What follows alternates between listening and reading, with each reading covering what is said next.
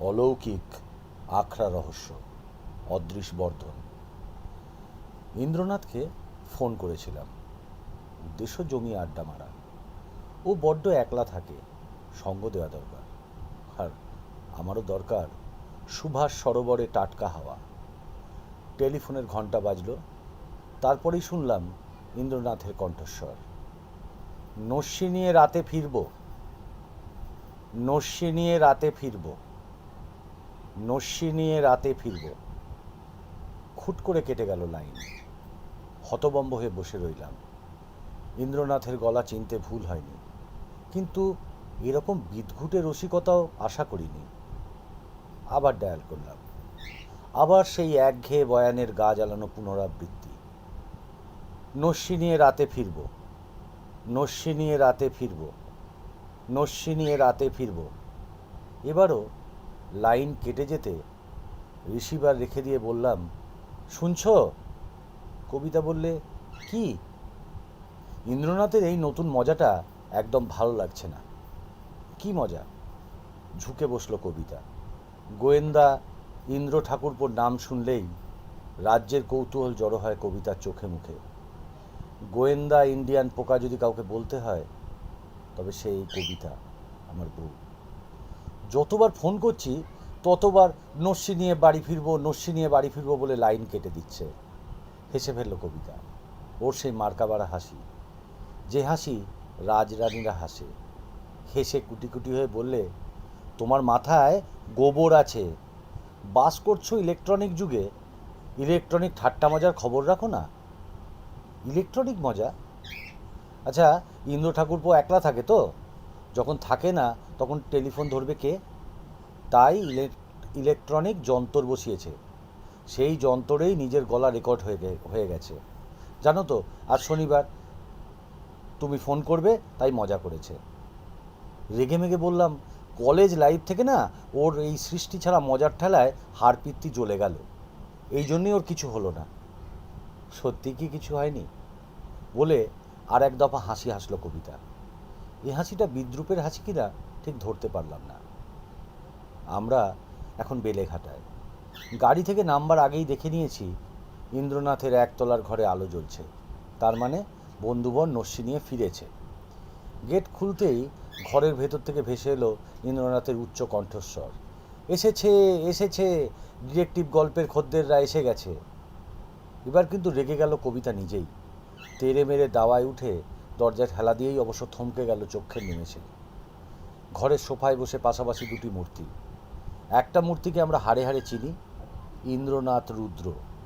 এখন তার গায়ে রক্ত রঙের চাদর, পরনে লাল টকটকে ধুতি, কপালে রক্তচন্দনের প্রলেপ। কাপালিক কাপালিক চেহারা, মোজ করে নস্যি নিচ্ছে আর সকৌতুকে আমাদের দিকে চেয়ে আছে।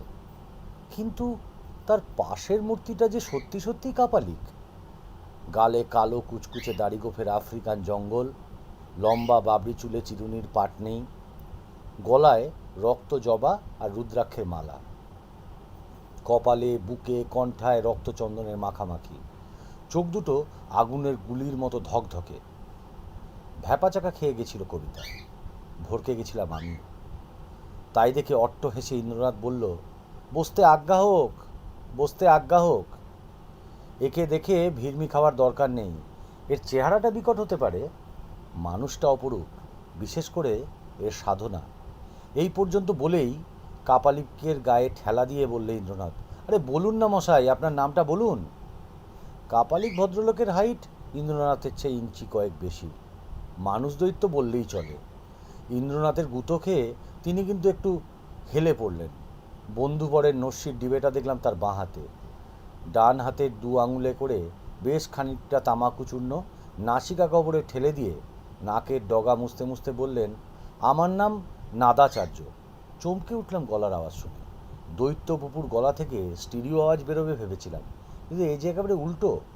বাচ্চা ছেলের মতো কচি গলায় কথা বলছে নাদাচার্য, এবং বিলক্ষণ আধো আধো গলায়। আমার আর কবিতার কিং কর্তব্য বিমূঢ় মুখচ্ছবি দেখে নিশ্চয়ই করুণা হলো নাদাচার্য কাপালিকে। তিনি বললেন ইন্দ্রনাথকে, দেখলেন তো আমার গলা শুনেই কীরকম হয়ে গেলেন? স্রেফ এই জন্যেই আমি কথা বলতে চাই না, কেন যে মা তারা আমার গলাটাকে পাকিয়ে তুললেন না। কবিতা আমার হাত ধরে টেনে নিয়ে ঘরে ঢুকলো। পাশাপাশি বসলাম আর একটা সোফায়। বললে কাষ্ঠ হেসে, সবার গলা কি মোটা হয়? আগুন চোখ মেলে নাদাচার্য আদো আদো সরু গলায় বললেন, তা হোক, পুরুষালী গলা হলে ক্ষতি কি? তারা তারা ব্রহ্মময়ী। হাজার হলেও আমি তো তান্ত্রিক। বস্তা পচা সস্তা তান্ত্রিক অবশ্য নন, পাশ থেকে বলে উঠল ইন্দ্রনাথ।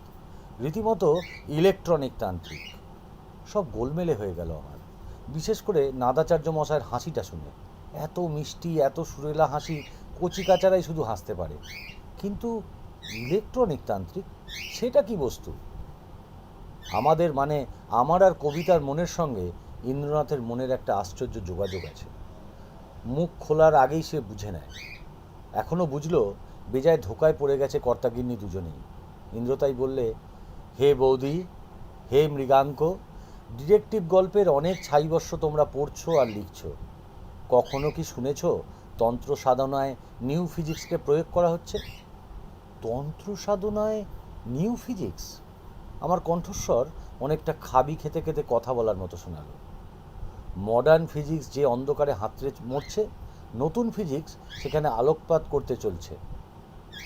এর জন্য দরকার মাইক্রোচিপ। মাইক্রোচিপ, ইলেকট্রন যার প্রাণ, যে ইলেকট্রনকে কেউ কোনোদিন দেখতে পাবে না, সেই ইলেকট্রনের খেলবার জায়গা মাইক্রোচিপ। যে জিনিস কম্পিউটারে লাগে, মাইক্রো প্রসেসরে লাগে। বুঝতে অসুবিধা হচ্ছে? না না তো। নাদাচার্য মশাই নিজেই ইলেকট্রনিক তান্ত্রিক। 5 লক্ষ সিলিকন চিপ আনিয়েছেন এই কারণেই। 5 লক্ষ সিলিকন চিপ? হ্যাঁ বন্ধু, হ্যাঁ। তার এখনকার বাজার দাম 5 কোটি টাকা। সব চুরি হয়ে গেছে। ফস করে বললে কবিতা, এই জন্যেই বুঝি কাপালিক সেজেছ? নইলে চোর ধরবো কী করে? বলেই নস্যির ডিবের দিকে হাত বাড়ালো ইন্দ্রনাথ নস্যির ডিবের দিকে হাত বাড়াতেই নাক সিটিয়ে কোচ ছেড়ে উঠে পড়ল কবিতা। রান্নাঘরের দিকে পা বাড়িয়ে বললে, খবরদার, আমি ফিরে না আসা পর্যন্ত কেউ মুখ খুলবে না। অমনি তারস্বরে বললে ইন্দ্রনাথ, বৌদি, ফ্রিজে 1 কিলো ভেড়ার মাংস আছে। ছোট এলাচ, লবঙ্গ, দারুচিনি, ধনে, নুন, পাতিলেবু, মাখন। ভুরু কুচকে বললে কবিতা, সব আছে, বানাবে কি? মাটন মোরব্বা? জিভ দিয়ে ঠোঁট চেটে বললেন ইলেকট্রনিক তান্ত্রিক, তোফা তোফা, তারা তারা ব্রহ্মময়ী। মাটন মোরব্বা উদরে প্রস্থান করেছে। চোখ পাকিয়ে ইন্দ্রনাথের দিকে চেয়ে রয়েছে কবিতা। ইন্দ্রনাথ একটা ঢেকুর তুলে বললে, ব্যাপারটার শুরু একটা টরেটক্কা পোস্টকার্ড দিয়ে। টরেটক্কা পোস্টকার্ড? কবিতার চোখ একটু ছোট হলো। কাল রাতে বাড়ি ফিরে লেটার বক্স খুলে পেলাম একটা পোস্টকার্ড। আরে এই সেই পোস্টকার্ড বলে টেবিলের রাশি রাশি কাগজ, পত্রিকা, চিঠির মধ্যে থেকে একটা পোস্টকার্ড তুলে এগিয়ে ধরল ইন্দ্রনাথ। হাত বাড়িয়ে নিল কবিতা। নিমেষে চোখ বোলানো হয়ে গেল। ভুরু দুটোয় একটু ঢেউ খেলিয়ে বললে, কচি খোকার লেখা মনে হচ্ছে। ওটা আমার লেখা, যেন মরমে মরে গেলেন তান্ত্রিক মশাই। কার্ডটা এবার হাতে নিলাম। চিঠিটা লেখা হয়েছে এইভাবে, ওহে ইন্দ্রনাথ, তোমার মতো অপদার্থ গোয়েন্দাদের গোল্লায় যাওয়া উচিত। তোমার কবচ হয়ে গেছে, হাতে পড়লেই গুলিগোলা বুক ফুলে বেরিয়ে গেলেও তোমার মরণ হবে না। যদিও হলে বাঁচতাম। আসবে কবে বাছাধন? ডেরায় নিয়েও 10,000-এর বান্ডিল ছেড়ে যেও। ইতি তোমার জম নাদাচার্য। চিঠি পড়ে বললাম কবিতাকে, হাতের লেখা তো পাকা, কচি খোকার লেখা বললে কেন? এই বুদ্ধি নিয়ে গোয়েন্দা গল্প লেখো কেন? পোস্টকার্ডের বর্ডারগুলো চোখ এড়িয়ে গেল? বর্ডার? ও হ্যাঁ, চারিদিক ঘিরে শুধু লেখা আছে ইংরাজি 0 আর 1। এক একজনের ওই রকম খেয়াল থাকে। নাদাচার্য মহাশয়েরও দেখছি 0 আর 1-এর খুব ভক্ত। কাষ্ঠ হাসি আসলেন নাদাচার্য। এখনও ধরতে পারলেন না? তাকালাম জুলজুল করে। কি ধরতে পারলাম না? মেসেজটা? অসহায় চোখে তাকালাম ইন্দ্রনাথের দিকে। কিসের মেসেজ রে? ইন্দ্রনাথের তখন সবে এক টিপ নস্যি নেওয়া হয়েছে। নাকের ডগা মুছছে, চোখে একটু জলও এসে গেছে। সেই অবস্থাতেই বললে, 0 আর 1 ঠিক একটা ফর্মুলার মতো সাজানো রয়েছে না? কীরকম? আবার তাকালাম পোস্টকার্ডের দিকে। যা দেখলাম তা উপরে এঁকে দেখাচ্ছি। ইন্দ্রনাথের মুখের অবস্থা দেখেই বুঝেছিল হালে পানি পাচ্ছি না। তাই বললে, মূর্খ মৃগাঙ্ক, ইংরাজিতে টরেটক্কা মেসেজ যখন লেখা হয় dot dot dot dash dash dash dot dot dot. তখন কী বোঝায় বুঝে না? মর্স কোডটা এই। বলতে বলতে পোস্টকার্ডের উল্টো দিকে লিখল ইন্দ্রনাথ। ফস করে বলে উঠল কবিতা, পতাকা সংকেত অথবা আলোর সংকেত তো এই মেথডেই পাঠানো হয়, কলেজ লাইফে শিখেছিলাম, বললাম আমি। মুচকি হেসে ইন্দ্রনাথ বললে, জানতাম তুমিই বলবে dot dot dot dash dash dash dot dot dot. কী মানে বৌদি? সেভ আওয়ার সোলস, সংক্ষেপে SOS, বাংলায় বাঁচাও বাঁচাও। জাহাজ ডুবির সময় অথবা সেই রকম বিপদে পড়লে এই সংকেত পাঠানো হয়। কিন্তু ঠাকুরপো 0 আর 1-এর সঙ্গে তার কি সম্পর্ক? বৌদি, এটা ইলেকট্রনিক সিগন্যাল। খুব বলো, 000111000 সংকেতে SOS মেসেজ পাঠানো হয়েছে। প্রতিবার SOS লিখে মাঝে ও তুল্প লেখা হয়েছে, নিচক ভর্কি দেওয়ার জন্য অবশ্য নয়। এবার শটাং বড় বড় চোখ মেলে নাদাচার্যর দিকে তাকালো কবিতা। পোস্টকার্ডে অত গোপনে বাঁচাও বাঁচাও করলেন কেন? কবিতার ধমক তো। বেলুনের মতো চুপসে গেলেন নাদাচার্য। রক্তচক্ষু ছোট্ট করে ফেলে তাকালেন ইন্দ্রনাথের দিকে। ইন্দ্রনাথ বললেন, নাদাচার্য তান্ত্রিককে আমি চিনি না, কিন্তু তিনি আমাকে চেনেন। ইলেকট্রনিক মেসেজ পাঠিয়ে আমার সাহায্য চেয়েছেন। বাঘের ঘরে গোপন সংকেত পাঠাচ্ছেন। তারা কিন্তু তার নিজের ডেরারও সন্ধান জানেন। সুতরাং গবেষণা করতে লাগলাম, কোন চুলো থেকে এসেছে পোস্টকার্ডটা। পেয়েও গেলাম। কোত্থেকে? ঝুঁকে বলল ইন্দ্রনাথ, অলৌকিক আখড়া যে অঞ্চলে, সেখান থেকে। একটা ছোট্ট এলাচ তুলে দিয়ে দাঁত দিয়ে খোসা ছাড়াতে ছাড়াতে কবিতা বললে, আখড়া কখনো অলৌকিক হয়? কেরলে আছে এন্তার, কলকাতায় হয়েছে একটা। অলৌকিক আখড়া? হ্যাঁ বৌদি, হ্যাঁ। কেরলের থ্রুসুর জেলায় থুকথুক করছে প্রেত লোকের এজেন্টরা 3000 বছর ধরে। তারা অশরীরীদের ধরে এনে মানুষের উপকার করায়, আবার অপকারও করায়। বলছো কি ঠাকুরপো? বৌদি, আমার নাম ইন্দ্রনাথ রুদ্র, সব খবরই রাখতে হয় আমাকে। তোমার এই অহংকারেই একদিন পতন হবে। আমার তো তাতে মৃগাঙ্করই ক্ষতি, গল্পের মশলা পাবে কোথায়? হ্যাঁ, কি বলছিলাম? অলৌকিক আখড়া, ভূত প্রেতের মঠ। কেরলের এই জেলাটা তাদের বড় আড্ডা। সবচেয়ে বড় ঘাঁটি কেরালার সাংস্কৃতিক শহর থ্রুসুরে ভূতগুরুদের শহরও বলতে পারো। এই রকম ভূত পুজো তুমি পৃথিবীর আর কোথাও দেখতে পাবে না। ভূত পুজো, ভূতগুরু, তোমার মাথা ঠিক আছে তো ঠাকুরপো? বিলক্ষণ ঠিক আছে। আর একটু নস্যি নিলে আরও ঠিক হবে। নেব? আচ্ছা আচ্ছা আচ্ছা আচ্ছা, নেব না। কুট্টি চাতানদের নাম শোনোনি নিশ্চয়ই। কেরলে ভূত গুরুদের বলা হয় কুট্টি চাষাদ। প্রতি 20টা মঠ আছে শুধু একটি একটি জেলাতেই। চাষান সেবা মঠ নামে এরা বিখ্যাত। রোজ 1000 মানুষ যায় এইসব মঠে ভূতেদের দয়া ভিক্ষা করতে। ভূতেদের মঠ বলে কিছু থাকতে পারে? আছে বৌদি। 3000 বছর ধরে ভূতগুরুরা দাপিয়ে ব্যবসা চালাচ্ছে যে মঠটায়, তার নামটা শুধু শুনে রাখো, আভানগাট্টু বিষ্ণুমায়া। আভানগাট্টু বিষ্ণুমায়া? বা বা বা, বেশ তো উচ্চারণ করে গেলে। কানাড়ি মঠটা তাহলে সহজেই মনে থাকবে। এর বয়স 1500 বছর। 3 নম্বর বিখ্যাত মঠটার নাম একেবারে মনে গেঁথে যাবে, শ্রীকালী চাথান সেবা মঠ। মা কালীকে নিয়ে কারবার? কেডা করছে? যাক সে কথা। সমাজ মনোবিজ্ঞানী আর যুক্তিবাদীরা যতই চেঁচিয়ে আকাশ ফাটাক না কেন, ইঞ্জিনিয়ার, ডাক্তার, প্রফেসর, অ্যাডভোকেট, জার্নালিস্ট, পলিটিশিয়ানরাও দলে দলে এইসব মঠে ভিড় করেছে। কেউ কেউ আসছে সুদূর রাজস্থান থেকেও। দক্ষিণা দিচ্ছে 50 থেকে 450 টাকা। তবে কি পয়সা? কর করে খরচ গুনে দিতে হয় পুজো বা অর্চনার জন্যে। মঠের বেদির সামনে একজন মিডিয়ামের মুখোমুখি দাঁড়িয়ে তোমাকে বলতে হবে তোমার কি যাচা, তোমার নিজের মঙ্গল চাও না অন্যের ক্ষতি চাও। অন্যের ক্ষতির জন্য ভূত পুজো? কথা না বলে শুনে যাও বৌদি। ভূতগুরু যে শক্তির আরাধনা করে, সে শক্তি যে 1 নম্বর কুচুটে আর করাল, তা কে না জানে। সুতরাং তুমি যদি চাও অমুক লোকের পেটের নাড়ি ভুড়িগুলোকে পেটের ভেতরেই ক্যাঁচ ক্যাঁচ করে কেটে দেবে, তাহলে ওই ভূতগুরুই সে ব্যবস্থা করবে। কিভাবে জানো? মিডিয়াম তোমার আর্জি শুনবে, তারপর অপদেবতা তার উপর ভর করবে, সে বোঁ করে পাক খাবে, চোখ ঘুরিয়ে হাই হাই করে অনেক কথা বলে যাবে। ভূতের ভাষা বলে এক বর্ণও বুঝবে না তুমি। তারপর ভূতগুরু সহসা কারো কাছ থেকে এক গোছা পান নেবে, বেদির সামনে পুজো টুজো করে কচকচ করে বোটাগুলো কেটে দেবে। আর ক্ষতি করতে চাও তার নাড়িগুলো সঙ্গে সঙ্গে ঠিক যেন খুরকাটা হয়ে পড়ে থাকবে। ইস, সত্যি কি তাই হয়? শোনা কথা, মা কালী জ্বলন্ত সরা উড়িয়ে নিয়ে যাচ্ছেন, এ দৃশ্যও নাকি অনেকে দেখেছে। সেই সরার মধ্যে দেখা যাচ্ছে গনগনে কাঠকয়লা, মেটে সিঁদুর, জবা ফুল, গলা কাটা একটা পায়রা। ও মা গো! তাহলে আর বলবো না।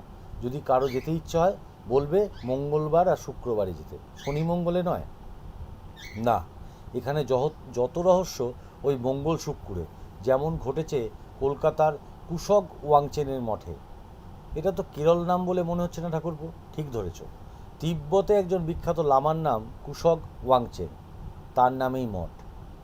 সেখানেও হচ্ছে ভূত পুজো, বাঞ্ছা পূরণ, লোকের অমঙ্গল, অনাচার, অবিচার আর প্রতারণা। প্রতারণা? তোমার টনক পড়েছে এই কারণেই। আর একটা ছোট এলাচ তুলে নিল কবিতা। তককে তককে ছিলাম অনেক দিন ধরেই, ঠিকানাটাও খুঁজে বের করেছিলাম, কিন্তু চান্স পাচ্ছিলাম না ঢু মারার। এখন সুযোগ এসে গেল। এলো এই টরেটক্কা পোস্টকার্ড। জি হ্যাঁ বৌদি, পোস্টকার্ড পড়েই বুঝলাম নাদাচার্য নামে এক তান্ত্রিক বড় বিপদে পড়েছেন। তার নাম আমি কোসমিন কালেও শুনিনি, কিন্তু তিনি আমার নারী নক্ষত্র জেরে বসে আছেন। ভদ্রলোক ইলেকট্রনিক টেকনোলজিতে এক্সপার্ট, অথচ তিব্বতী মিস্টিসিজম বিলক্ষণ জানেন। মোদ্দা কথা, তিনি একজন অত্যাধুনিক তন্ত্রসাধক। লুকিয়ে চুরিয়ে আমাকে খবর পাঠিয়েছেন। তাকে আমি কবজ বানানোর কথা মোটেই বলিনি, কিন্তু তিনি সেই ভড়ং মেরেছেন চিঠির লাইনে লাইনে। কিন্তু ইলেকট্রনিক মর্স কোড লিখলেন কেন? নিশ্চয়ই যাদের হাত দিয়ে পোস্টকার্ড ফেলতে দিয়েছেন তারা যেন বুঝতে না পারে SOS মেসেজ। শুধু বুঝবে যে ইন্দ্রনাথ রুদ্র নামে একটা অখাদ্য গোয়েন্দা 1000 টাকার তাড়া নিয়ে হাজির হবে নাদাচার্যের ডেরায়, এবং সেই টাকাটাই তাদের দরকার। নিশ্চয়ই মুক্তিপণ হিসাবে। পরিষ্কার। কবিতা বললে, এক্কেবারে। কিন্তু তুমি বুঝলে কিভাবে ব্যাপারটা কুশক ওয়াংচেক মঠেই ঘটেছে? চোখ নাচিয়ে ইন্দ্রনাথ বললে, ওই একটা রহস্যই শুধু তোমাকে ফাঁস করতে হবে, তবেই বুঝবো তুমি গোয়েন্দা লেখকের উপযুক্ত বউ। রেগে গিয়ে কবিতা বললে, আচ্ছা সে দেখা যাবে, এখন বলো গিয়ে কি দেখলে কুশক ওয়াংচেক মঠে? দেখলাম শরীরই প্রেত বলে এক টিপ নস্যি নিল ইন্দ্রনাথ, বেশ আওয়াজ করে। ইন্দ্রনাথ ছবির মতো বলে ঘটনাটা। জায়গাটা বড় রাস্তার ধারে হলেও নির্জন। ট্রাম লাইন নেই, সরকারি বাস রুট আছে একটাই, বিবিডি বাগের বাস। সন্ধ্যের পর তাই বাস চলে না। ঝিমিয়ে পড়ে গোটা অঞ্চলটা। রাস্তার দুপাশে কারখানার টিনের শেড, গুদাম আর খাটাল, গাছগাছালি এনতার। মাঝে মাঝে পুরনো বাগানবাড়ি, ফটক আর থাম এখন শ্রীহীন। দূরের বারান্দা আর তার পেছনকার একতলা বাড়ি আরও শ্রীহীন। এখন সেসব জায়গায় নানা কারবার। একসময় কলকাতা এই পর্যন্ত ছিল না, এখন ছড়িয়ে চলে গেছে সল্টলেকে। এখানে ওই বড় রাস্তার ধারে একটা বটগাছের ঝুপসিতে গা ডেকে দাঁড়িয়েছিল ইন্দ্রনাথ। ওই যে একতলা বাড়িটা, ওই বাড়ির রন্ধ্রে রন্ধ্রে অনেক দুর্নীতির বাসা, কিন্তু সেই কুকর্ম যে কী তা সঠিক জানা যায়নি। তবে কালী পুজো হয় এখানে ধুমধাম করে। ভোরবেলা থেকে ভক্তরা আসে, ইচ্ছাপূরণ হয়, চলে যায় টাকার থলি রেখে দিয়ে। এই সেই কুশক ওয়াংচের মঠ। যদিও মঠ বলে মনে হওয়ার কোনো কারণ নেই, পরিত্যক্ত ভুতুড়ে বাড়ি বললেই চলে। সর্বাঙ্গে ব্রিটিশ ঘরানার ছাপ সুস্পষ্ট। নিশ্চয়ই এককালে কোনো সাহেব থাকতেন। বড় বড় থাম, উঁচু উঁচু জানালা, পেল্লায় পেল্লায় দরজা, আর ফুটবল খেলার মতো বিশাল ছাদটা সেই সব স্মৃতি বহন করছে। আদো অন্ধকারে ছাদের উপর পায়রা ওনারোর কেরামতিও চোখে পড়ছে। লম্বা একটা লগা, আর তার মাথায় চৌকানো জালপাতা। ইন্দ্রনাথ তান্ত্রিক বেশে এসেছে। বগলের ফাঁকে অবশ্য ওর প্রিয় সঙ্গী রিভলভারটা আছে। বলা তো যায় না, অলৌকিক আখড়াগুলোতেই লৌকিক কদর্যতা প্রকাশ পায় সবচাইতে বেশি। জায়গাটা এখন একটু ফাঁকা। সন্ধ্যের পর ঝট করে এদিকে কেউ আসতে চায় না। দুটো কারণ। এক, এই বাড়ির পেছনটাতেই আছে একটা গোরস্থান। আর দুই, জায়গাটা সমাজবিরোধীদের আনাগোনা একটু বেশি। ইন্দ্রনাথ তবুও এসেছে। নাদাচার্য লোকটার পোস্টকার্ড পেয়েও বুঝেছে তান্ত্রিক ভদ্রলোক তাকে ঠিক এইখানেই আসতে বলেছে। কেন আসতে বলেছে সেটা একটা অ্যাডভেঞ্চার না করলে জানা যাবে না। জোনাকির আলো জ্বলছে, গাছের অন্ধকারের পাতায় পাতায় ঝিঝি ডাক শুরু হয়েছে। এমন সময় একটা খড়মড় আওয়াজ শোনা গেল। আওয়াজটা এলো ইয়ামোটা বটের কুড়ির দিক থেকে। বডি না ঘুরিয়ে আর চোখে সেদিকে তাকালো ইন্দ্রনাথ। একটা ভাঙা গাড়ি পড়ে আছে গুড়ি ঘেঁষে, যে গাড়ির চাকা লুট হয়ে গেছে। মারাত্মক অ্যাক্সিডেন্টের চেহারাও পাল্টে গেছে। জানলা দরজার বালাই নেই। আওয়াজটা আবার শোনা গেল, আর ঠিক তারপরেই একটা পেন্সিল টর্চের মতো সরু আলো ফ্ল্যাশ হয়ে উঠল মর্স কোডের সংকেতে। নাদাচার্য নাকি? পায়ে পায়ে সেদিকে একটু সরে গেল ইন্দ্রনাথ। কাছাকাছি যেতেই শুনতে পেল কচি মিহি গলার উদার আহ্বান, আশা হোক, আশা হোক। ইন্দ্রনাথ রুদ্র নিশ্চয়ই। আর একটু এগিয়ে গিয়ে ততোধিক মিহি গলায় বললেন ইন্দ্রনাথ, মহাশয় কি নাদাচার্য? ধরেছেন ঠিকই। এই না হলে গোয়েন্দা? আমার সংকেতের মানে আপনি অন্তত বুঝবেন এটা জানতাম। পোস্টকার্ডের সংকেত? হ্যাঁ হ্যাঁ, ঢুকে আসুন, ভয় নেই। আমি যখন আছি আপনিও থাকবেন। বগলের রিভলভারে একবার হাত বুলিয়ে নিয়ে ঘাড় গুজে ধূলি ধূসরিত ভাঙা গাড়ির ভেতরে প্রবেশ করলো ইন্দ্রনাথ। অমনি ফুস করে পেন্সিল টর্চ জ্বলল ওর মুখের উপর। সেই আলোয় নাদাচার্যর মুখাবয়ব অবলোকন করে নিল ইন্দ্রনাথ। বললে, এই বিরাট চেহারা নিয়ে এরকম কচি গলায় কথা বলেন কেন? তারা, তারা ব্রহ্মময়ী বলে কচি গলায়, আপনাকে ডেকেছিলাম উদ্ধার পাওয়ার জন্য, কিন্তু আর তার দরকার হলো না। আমি পালিয়ে এসেছি চান্স পেতেই। একেবারে চম্পট দিন শুধু আপনার জন্যে, আপনাকে না আবার ফাঁদে ফেলে। খুলে বলুন মশাই, যা ধুলো ঘাড় গুজে কথা বলা যায়। আপনার বাড়ি গিয়ে বলবো, তার আগে ভূত দেখে যান। ভূত? গোরস্থান থেকে তো ভূত ধরে আনে এরা। ভূত সিদ্ধ তান্ত্রিকদের আড্ডা মশাই। আমাকে ধরে এনেছিল আমার ঘিলুর বড়া খাবে বলে। তাতে নাকি ওদের শক্তি আরও বাড়বে। ঘিলুর বড়া? পরে শুনবেন। দেরি করলে আপনার ঘিলুর বড়াও বানাতে পারে। ভূত আসে গোরস্থান থেকে? আপনি দেখেছেন? না দেখলে পেত্তয় হলো কি করে? আসেন আসেন, আপনাকেও দেখাচ্ছি। এই আসেন আসেন শুনেই ইন্দ্রনাথ বুঝেছিল নাদাচার্য মশাই বাঙাল। কিন্তু আর কথা বাড়ায়নি। নিঝুম রাতে গাছপালার অন্ধকার ঠেলে ওকে নিয়ে নাদাচার্য পৌঁছেছিল গোরস্থানের ভেতর। একতলা বাড়িটার একটা জানলার কাচ ভাঙা। পা টিপে টিপে তার পাশে দাঁড়িয়ে আঙুল তুলে দেখিয়েছিল ভেতর দিকে। টানা লম্বা ঘরটার নীলাভ দুটি ছড়িয়ে পড়েছে। নীল ধোয়া পাকশাট খাচ্ছে। মেঝেতে বসে 10-12 জন নারী ও পুরুষ, বিভিন্ন বয়সের, বিভিন্ন জাতের। প্রায় অন্ধকার নীলচে আভায় এর বেশি দেখা যায়নি। দেখা যা গেছিল তা অতি ভয়ঙ্কর। ঘরের মাঝখানে জায়গায় শূন্যে ভাসছে একটা নরকরটি। শুধু একটা কঙ্কালের মুন্ডু, সাদা হাড় ঘিরে ঘুরে ঘুরে উড়ে যাচ্ছে নীলচে ধোঁয়া। মুন্ডুটা একদৃষ্টে ওটোর চক্ষু মেলে চেয়ে রয়েছে মেঝেতে আসীন মানুষ কজনের দিকে। ভাসমান মুন্ডুটার সামনে একটা মেয়ে তাথই তাথই নেচে চলেছে। তার সারা গায়ে রক্ত রঙের শাড়ি জড়ানো, তার কপাল জুড়ে লাল সিঁদুর লেপা, তার চোখে আধ বোঝা কালো চুলের রাশি ঝোড়ো মেঘের মতো পুঞ্জে পুঞ্জে আছড়ে পড়ে সাপটে ধরছে তাকে দমকে দমকে। অস্ফুট গুঞ্জন ধ্বনিতে কী যেন মেয়েটা বলে যাচ্ছে উদ্দাম নৃত্যের তালে তালে। সারা ঘর থমথম করছে দুর্বোধ সেই গুঞ্জন ধ্বনি, নরকরটির নিষ্পলক চাহনি আর নীলাভ ধোঁয়ার আবর্তে। এই পর্যন্ত দেখিয়েই ইন্দ্রনাথকে হাত ধরে টেনে নিয়ে পালিয়ে এসেছিলেন নাদাচার্য। কবিতা গালে হাত দিয়ে সব শুনল। আমার হাত নিষ্পিস করতে লাগলো পয়েন্টগুলো টুকে ফেলার জন্য, কিন্তু সে সময় আর পেলাম না। নাদাচার্য মশাই ফোঁত করে দুবার নস্যি নিয়ে বললেন, ব্যাপারটা ইন্দ্রনাথ মশাইকে খুলে বলেছি, আপনারাও শুনুন। ওই গোরস্থানের বাড়িতে কঙ্কালী গুরু যে ভূত নামানোর খেলা দেখিয়ে চলছে, তার আসল উদ্দেশ্য পয়সা কামানো। সে তো বটেই, বললে কবিতা, কিন্তু কিভাবে? মা জননী ভারী বুদ্ধিমতী, কচি গলায় স্বর্গীয় হাসি হেসে বললেন নাদাচার্য। কিন্তু আসল ব্যাপারটা পুলিশও এখনো আঁচ করতে পারেনি, খবরও পায়নি। তাই ডেকেছিলাম রুদ্র সাহেবকে। আসল ব্যাপার কি? অসহিষ্ণু গলায় বলল কবিতা। মা জননীর কি জানা আছে হায়দ্রাবাদে কিডনি পাল্টানোর চমৎকার জায়গা? কিডনি পাল্টানোর জন্য হায়দ্রাবাদ? থতমত খেয়ে গেল কবিতা। ভারতের নানা জায়গা থেকে বড় লোকেরা যায় হায়দ্রাবাদে কিডনি পাল্টাতে। কাকপক্ষী অবশ্য জানে না সেই সব কিডনি আসে কোত্থেকে। স্কুলের ছেলে মেয়েদের শরীর থেকে। হ্যাঁ? মুখ ফ্যাকাশে হয়ে গেল কবিতার।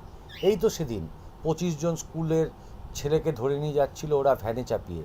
জঙ্গলের মধ্যে গাড়ি থামিয়ে ঘুমোচ্ছিল পিশাচগুলো। দুটো ছেলে সকালে উঠেই কোনো একটা অছিলা দেখে ভোঁ দৌড় দেয় জঙ্গলের মধ্যে গিয়ে। তাদের মুখেই সবাই এখন জেনেছে সমস্ত ব্যাপারটা। যাক সে কথা। কলকাতাতেও তো এখন শুরু হয়েছে এই ব্যবসা, চালাচ্ছে কঙ্কালী গুরু। কিভাবে? আরে মা জননী, কুশক ওয়াংচের মঠটার প্যান এসেছে কেরলের মঠগুলো থেকে। ওই যে মেয়েটা ধেই ধেই করে নাচছে, ও খুব ভালো মিডিয়াম। ভূত পেতনিরা চট করে ওর শরীরটাকে আশ্রয় করে নিজেদের কথা বলে যায়। যারা বসে আছে মেঝেতে তাদের মধ্যে হিন্দু, মুসলমান, পার্সি, খ্রিস্টান, বৌদ্ধ সব লোক আছে, যেমন থাকে কেরলের মঠগুলোতে। এরা প্রত্যেকে 1000 টাকা করে ফি দেয় কঙ্কালী গুরুকে, আর বলে, গুরু অমুক লোকটা আমার বড় কাটি দিচ্ছে, ওকে সরিয়ে দাও। কি বুঝলে? কবিতা শুধু ঢোক গিলল। ওর ঠোঁট কাঁপছে থরথর করে। নাতাচার্য বললেন, মিডিয়াম তাই শুনে করটির সঙ্গে কথা বলে নেয়।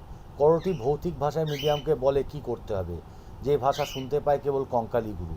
তারপর যে লোকটাকে সরাতে হবে সে বেমালুম অদৃশ্য হয়ে যায়। মা জননী দেখছি খুব ঘাবড়ে গেছো। অদৃশ্য হয়ে যায় মানে বুঝলে না? তাকে খতম করে দেয় কঙ্কালী গুরুর চেলাচামুন্ডারা। মারার আগে নিয়ে নেয় কিডনি দুটো। সেই কিডনি চলে যায় কোনো এক বড় লোকের পচা কিডনির জায়গায়। দুদিকে লাভ কঙ্কালী গুরুর। এইবার আমি কথা বললাম, ইন্দ্রনাথ, তুই কি শুধু রঙ্গ দেখবার জন্য অভিযানে গিয়ে বেরিয়েছিলি?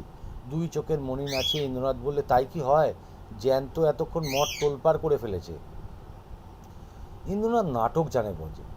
ঠিক সময় বুঝে জয়ন্তর নামটা বলেছিল। মুখের কথা ফুরোতে না ফুরোতেই বিতিকিচ্ছিরি আওয়াজ করে একটা জিপ গাড়ি এসে দাঁড়ালো বাড়ির সামনে।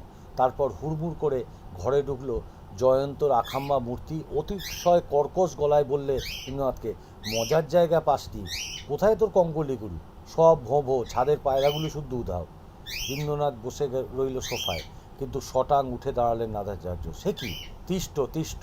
কটমট করে তাকিয়ে জয়ন্ত। খবরের গন্ধ অনেক দিন ধরেই নাকে আসছিল। ইন্দ্রনাথ ঠিক জায়গায় হানা দিল বটে, কিন্তু পাখি গেল উড়ে। ইন্দ্রনাথ বললে, পাখি গেল উড়ে? হ্যাঁ, পাখি গেল উড়ে। বলেই দরজার দিকে পা বাড়িয়ে বললেন নাদাচার্য, পুলিশ মশাই, আপনার তিষ্ট তিষ্ট রব শুনে তিষ্টতে পারছি না। আমার আশ্রমে এক্ষুনি আমাকে যেতেই হবে। আস্তে আস্তে ইন্দ্রনাথ উঠে দাঁড়িয়ে বগলের তলা থেকে রিভলভারটা টেনে বের করে তুলে ধরল নাদাচার্যের দিকে। বললে ভারী মিষ্টি গলায়, লাভ নেই, গোয়েন্দার দল সেখানেও হাজির। পায়রাগুলোর ঠ্যাং নিয়ে তারা এখন বড় ব্যস্ত। নাদাচার্যকে যে প্রস্তাব করেছে জয়ন্ত। ভীষণ রেগে মুখ লাল করে কবিতা বলছে, এ কি ধরনের মজা হলো? ইন্দ্রনাথ নিরীহ গলায় বললে, প্যাঁচের মধ্যে প্যাঁচ, এর নাম আড়াই প্যাঁচের বাবা। কবিতা আরও রেগে গেল। ইন্দ্রনাথ বলল, এক ঢিলে দুই পাখি মারলাম বৌদি। নাদাচার্য 5 লাখ টাকার মাইক্রোচিপ স্মাগল করে এনেছিল জুনপুটের একটা দ্বীপ থেকে। মাছ ধরার নাম করে ট্রলার যায় সেখানে। স্মাগলারদের বোট সেখানে নামিয়ে দিয়ে যায় তার ব্রিফকেস ভর্তি মাইক্রোচিপ। শঙ্করপুরের বন্দর ওদের বড় আড্ডা। নাদাচার্য ইলেকট্রনিক তান্ত্রিক না কচুতান্ত্রিক। সে তার আশ্রমের ছাদে পায়রা পোষে। পায়রাদের ঠ্যাঙে মাইক্রোচিপ সুতো দিয়ে বেঁধে দেয়। দরদাম ঠিক হয়ে গেলে একখানে পায়রা উড়িয়ে দেয়। সেই পায়রা এসে বসে কুশেক ওয়াংচেক মঠের ছাদে। কঙ্কালীগুরু ঠ্যাং থেকে মাইক্রোচিপ খুলে নিয়ে ফের উড়িয়ে দেয় পায়রা। ফিরে যায় নাদাচার্যের মঠে। এইভাবে চলছিল কারবার চমৎকার। কঙ্কালীগুরু কোথায় যে পালালো ভগবান জানেন। 5 লাখ টাকার লোভে সবকটা পায়রাকে লুট করে এনে রাখলো নিজের মঠের ছাদে। তার দল ভারী, তাই নাদাচার্য কায়দা করে ইলেকট্রনিক মক্স কোডের পোস্টকার্ড নিজেই ডাকবাক্সে ফেলে আমাকে নিয়ে গিয়ে দেখালো কঙ্কালীগুরুর কুকর্ম। আমাকে দিয়েই পুলিশের খবর পাঠিয়ে হানা দেওয়ালো মঠে। মতলবটা পরিষ্কার, পায়রাদের খুপড়িতে পুলিশ কখনো হাত দেবে না। কঙ্কালীগুরু ধরা পড়লেই আমাকে নিয়ে মঠে যাবেন তিনি সকালের দিকে। কোনো এক ফাঁকে ছাদে উঠে উড়িয়ে দেবেন পায়রার দল। পুলিশের নাকের ডগা দিয়ে আকাশপথে 5 লাখ টাকার মাইক্রোচিপ ফিরে যাবে তার আশ্রমে। তিনি তার সদ্ব্যবহার করবেন। কবিতা ফিক করে হাসল। কি কুচুটে বুদ্ধি তোমার! তার আগেই ওর আশ্রমে পুলিশ পাঠিয়েছিলে? ঠিকানা জানলে কি করে? কলকাতার পুলিশ জানে না এমন কিছু নেই, নস্যি নিল ইন্দ্রনাথ। তবে হ্যাঁ, রাতের অন্ধকারে পায়রাগুলোকে নিশ্চয়ই ছেড়ে দিয়ে যায়নি কঙ্কালীগুরু, সঙ্গেই নিয়ে গেছে। আমি বললাম, তুই কি সত্যিই ভূত দেখেছিস? করটির ভাসমান মাথাটা তো সত্যি দেখেছি। তুই যা ভাবছিস তা নয়, স্লাইড প্রজেকশন নয়। তাহলে তার দুটো ডাইমেনশান দেখা যেত, থার্ড ডাইমেনশান দেখা যেত না। Third dimension? বিমূঢ় স্বর কবিতার। হ্যাঁ বই কি, কোনো জিনিসের গভীরতা অর্থাৎ পেছন দিক কতটা রয়েছে এটা তো ফটোগ্রাফিতে বোঝা যায় না। সেখানে শুধু দুটো মাত্রা দেখা যায়, কতটা লম্বা কতটা চওড়া। কিন্তু তোমার এই মাথাটা যে খোঁপা টোপা হয়ে পেছন দিকে 3 ফুট ঠেলে রয়েছে, 3 ফুট, ওই হলো গিয়ে ধরো 1 ফুট। সেখানে তো ফটোগ্রাফির ব্যাপারে স্পষ্ট দেখা যায় না। দরকার আধুনিকতম একটা আবিষ্কারের, তার নাম হলো হলোগ্রাফি। হলোগ্রাফ? হলোগ্রাফ নয়, হলোগ্রাফি। হলোগ্রাফ মানে একজনের হাতের সমস্ত লেখা একখানা দলিল। হলোগ্রাফি মানে ত্রিমাত্রিক ছবি। লেজার রশ্মি আবিষ্কারের পর ফটোগ্রাফিক প্লেটের মতো হলোগ্রাম প্লেট তৈরি হচ্ছে। তাতে ছবি থাকে না, থাকে শুধু সাদা কালো লাইন আর একটা কেন্দ্র ঘিরে অনেক বৃত্ত। এই হলোগ্রাম থেকে কাঁচের মতো স্ক্রিনে যে ছবি ভাসবে তাকে জীবন্ত বালুস মনে হবে। ঘরে কম আলো আর ধোঁয়া থাকলে স্ক্রিন প্রায় অদৃশ্য থাকবে। যেমন দেখা যায়নি কুশক ওয়াংচেং মঠে, শুধু একটা কঙ্কালের মুন্ডু। জানলায় ফুটো দিয়ে দেখতে দেখতে আমি ডাইনে বাঁয়ে চোখ ঘুরিয়ে দেখেছি নরকরটির এপাশ ওপাশ আবছা মতো মোটামুটি দেখা যাচ্ছে। That is holography. জয়ন্তর কাছে রিপোর্ট পাবে, সবই বুঝরুকি। আমি কেসে গলা সাফ করে নিয়ে বললাম, বুঝলাম, শুধু বুঝলাম না, পোস্ট কার্ড হাতে নিয়েই তুই বুঝলি কী করে যে তোকে যেতে হবে কুশেক ওয়াংচেং মঠে? বৌদি তুমি বুঝেছো? ইন্দ্রনাথের সাপ প্রশ্ন। কাষ্ঠ হেসে কবিতা বলল, একদম না। এই তো সেই পোস্ট কার্ড, 000111000, পরের প্রতিবার লেখা হয়েছে ওং তুল্পো, দেখতে পাচ্ছ? শুধু মানেটা জানলেই, এই তো বলছি তো জানি না, রেগে যায় কবিতা। আমার এই বইয়ের তাক থেকে magic and mystery in Tibet বইটা নিয়ে পড়বে। আলেকজান্ডার ডেভিড নীল লোমহর্ষক রচনা দিয়েছেন তুল্লু। তুল্লু মানে চিন্তার চেহারা। তিব্বতী যোগীরা বিশ্বাস করেন মন থেকে জগৎশুদ্ধি সম্ভব, মনের শক্তি দিয়ে যে কোনো বস্তু গড়ে তোলা সম্ভব, ভয়ানক দানব সৃষ্টিও সম্ভব। তিব্বতী ভাষায় একে বলে তুল্লু। আর কিছু বলার দরকার আছে? তিব্বতী তুল্লুর আরাধনা চলতে থাকে শুধু তিব্বতী মঠ কুশেক ওয়াংচেকে, তাই তো? বললাম আমি। ধরফর করে উঠে বসলো কবিতা। ইস, মাটন মোড়োবা বেশ খানিকটা রেখে দিয়েছি, ভুলেই গেছিলাম। যাও গরম করে আনো, বলে জিভ দিয়ে ঠোঁট চেপে নিল ইন্দ্রনাথ রুদ্র। এই কবিতা